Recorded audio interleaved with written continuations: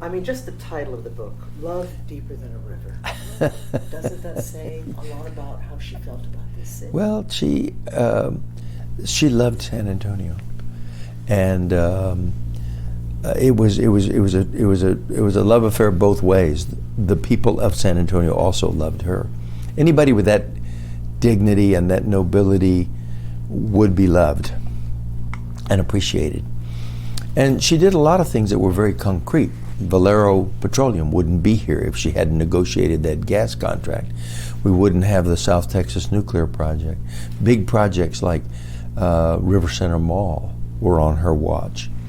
But I think the biggest legacy of Lila was the effort to create peace out of a time of tumult. San Antonio was in major fighting mode over the aquifer, over single-member districts on her watch. And she managed to make lemonade out of lemons. And we came out of that era much, much better. We figured out how to respect each other, how to make room for everyone in the public dialogue. I've often thought of this. She had like old world values related to her service in World War II. Courtesy, dignity, ladylike demeanor, manners. And even though the world was changing and people were getting much more rude and brutish and difficult and modern, Lila, just on the strength of personality, out of the respect that she had built, was able to bring those older values of, kind of decency and courtesy to the process. And as a result, we figured out how to work together. And since Lila's time now as mayor, which is going on 40-something years, the city has done much, much better. Modern San Antonio owes a good deal of its progress to the conditions that Lila Cockrell created. She's a very special human being. Across the world we know that women leaders are possible. Margaret Thatcher, Indira Gandhi, Golda Meir, Queen Elizabeth. San Antonio had its own queen, Lila Cockrell. Mayor Nirenberg issued a statement saying that if we had a Mount Rushmore, she would be on it. There's no question she'd be on it. And set a great example for everyone. I mean, she made men respect women. She made women proud that there was a woman in the job. She allowed young girls to see what they could become, and young boys how they should relate to a woman leader.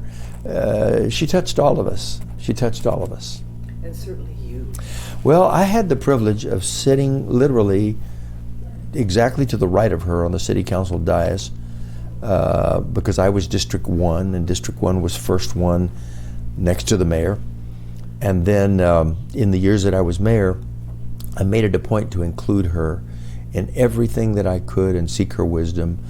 And I've said many times, the greatest contributor to what I learned that allowed me to be mayor was Lila Cockrell. I just watched, listened, saw how she found consensus out of situations where there was no consensus, looked for her optimism. There's a sliver of daylight there somewhere. We'll find a solution.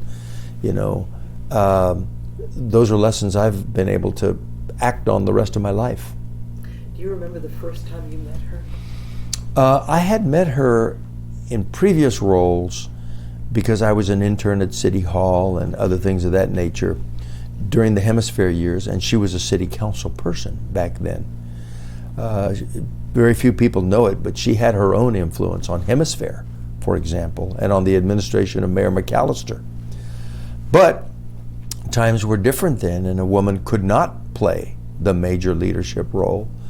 But then we ran together in 1975. She ran on the ticket for mayor, I ran as a city council member, and only 3 from that ticket were elected. So after the election, we pretty much had each other. And I worked very closely to help her, respect her, but she had all the skills, all the talents she needed to be a great mayor, and she was. What's the best advice she gave you as you assumed the mayor's seat? Well, I don't know that she ever gave me direct advice, but I had gleaned enough from watching her. And I would say the greatest thing that I gleaned from her was a profound respect for the people of this city, for the diversity of our city, and for its institutions. And trust them, celebrate them, raise them up, don't tear them down, don't denigrate people. That was Lila Cockrell. Writing the foreword Yeah. to this book, I understand, I'm sure when she came to you, would you, Henry? Well, that book is complicated because Lila really wanted to write a book for a long time, but she wasn't getting it done because she had a lot of other activities, and because then she had an accident. She broke her leg, and so the book just bogged down. So a number of us, including Jane Macon and Jimmy Haslocker and others, Rosemary Kowalski, helped put some money together that we could get a person to help write it, sit with her and interview her and put on narrative things that she was saying in interview and such. The result is a product that she was really, really proud of. That book was her sort of final victory, and it allowed her to share with everyone her thoughts and pride and love for the city. So when she writes a book with the title Love Deeper Than a River, this was a person who had a love relationship with San Antonio, and I think San Antonians loved her back. And finally, Mariana shared with me that you will be delivering a eulogy. Yeah, and it'll be a very difficult eulogy for me. I've had the honor of delivering many eulogies as citizens of our city have passed and family members. But next to my parents, my mom and dad, this woman touched me deeply, more than anybody else I can think of. My own feelings toward San Antonio are as a member of my family, and Lila Cockrell is inseparable from that. Thank you so much. Anything else you'd like to share? No, I think We tried to cover said what I can that say. Because you could say so much. Yeah. So much, so much. Yeah. I'm sure she was so proud of you. She said so. She said so. In fact, I saw her Saturday, not this Saturday, but the Saturday before. Excuse me. And I held her hand. She squeezed my hand, and she said, "You're one of my favorites." And knowing this woman and her deep relationships with Sid, her husband, the love of her life, her daughters, I was deeply touched that she would include me in the circle of people that she cared about deeply.